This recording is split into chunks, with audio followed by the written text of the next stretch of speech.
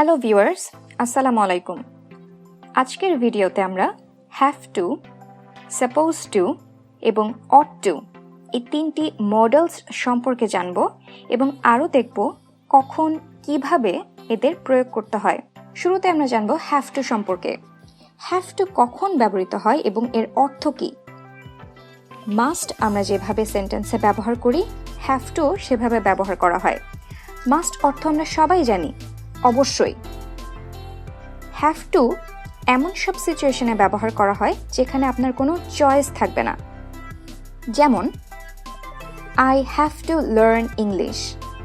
ধরুন আপনি ইংল্যান্ডে বা কোনো ইংলিশ স্পিকিং কান্ট্রিতে গিয়েছেন যেখানে ইংলিশে কথা বলা হয়, সেক্ষেত্রে আপনার ইংলিশ জানা ছাড়া আর কোনো উপায় নেই, অর্থাৎ you have no choice. I have to pay my taxes.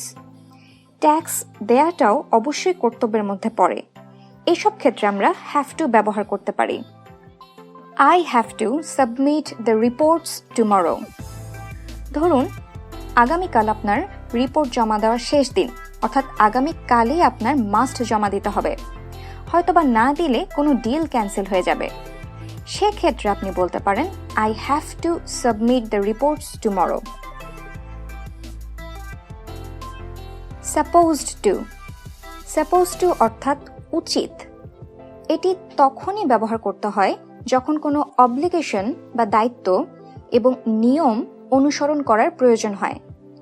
যেমন I am suppose to learn English. বাংলাদেশে ইংলিশ হচ্ছে সেকেন্ড ল্যাঙ্গুয়েজ, সেক্ষেত্রে ইংলিশ সবারই জানার প্রয়োজন।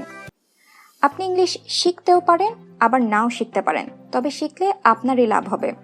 সেক্ষেত্রে আপনি বলতে পারেন I am suppose to learn English, অর্থাৎ আমার ইংলিশ জানার প্রয়োজন। We are not suppose to talk loudly in a hospital. হাসপাতালে জোরে কথা বলা উচিত না।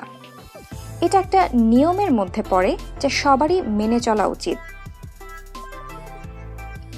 অর্থাৎ সাপোজ টু সেখানে ব্যবহার করা হয় যেখানে আপনার চয়েস থাকবে, কিন্তু কাজটি না করলে দায়িত্বহীনের পরিচয় দেওয়া হয় এবং আপনার নিজেরও ক্ষতি হতে পারে। Ought to. অট টু একটি মডেলস যার অর্থ উচিত।